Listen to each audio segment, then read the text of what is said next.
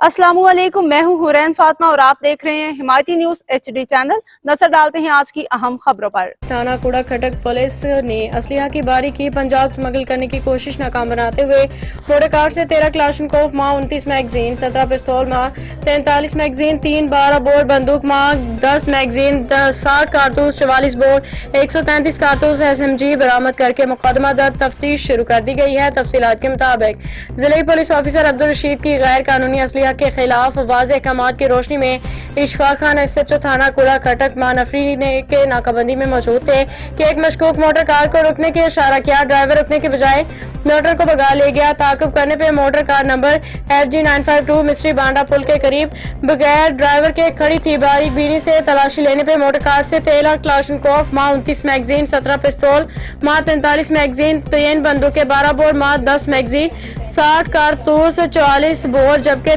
133 कारतूस SMG बरामद करके नामालूम मुलजिम के खिलाफ मुकदमा दर्ज करके तफ्तीश शुरू कर दी गई है।